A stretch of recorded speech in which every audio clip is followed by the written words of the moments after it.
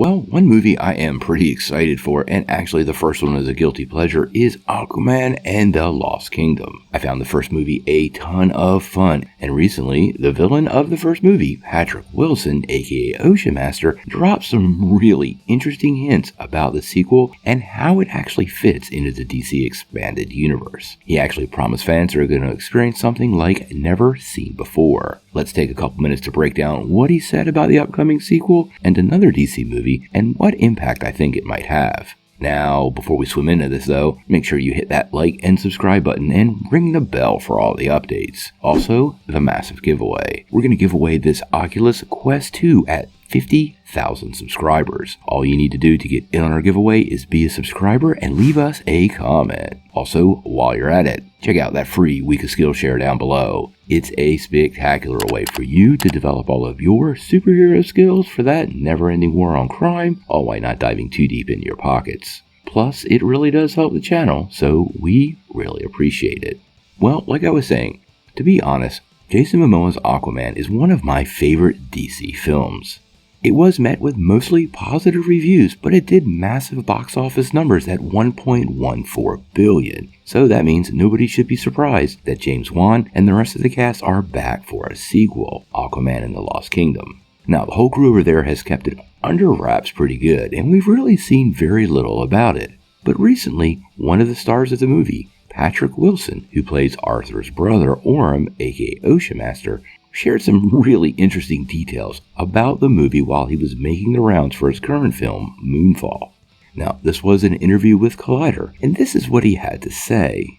You take those things you think people responded to, even if it was, oh my god, can you believe they did that? Yeah, we did that, and now we're going to do more of that. I think we found our niche. I think DC has found their way to understand where each movie can fit, even in a multiverse, which is so overused now as a term.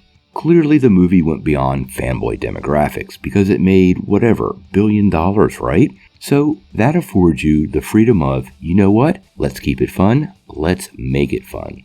We pushed all the fighting and the stunts. We used crazy techniques between us and the Flash that have never been used before.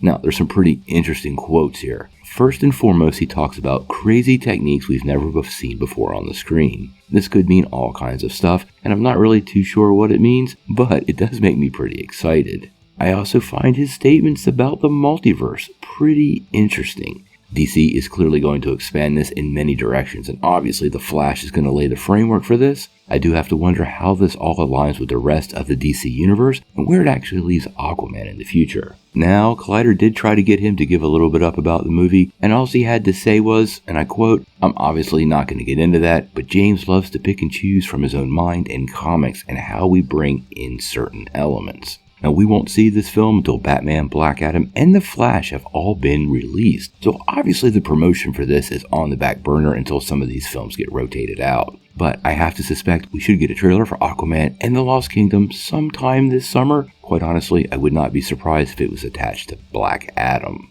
So, what do you guys think? What do you believe these crazy techniques Patrick Wilson was talking about for Aquaman and the Flash? And do you believe his comments about the multiverse indicate some major change for the status of this version of Aquaman? Quite honestly, I can't see them pulling Jason Mamoa from the primary world. The film did too good and he is too popular.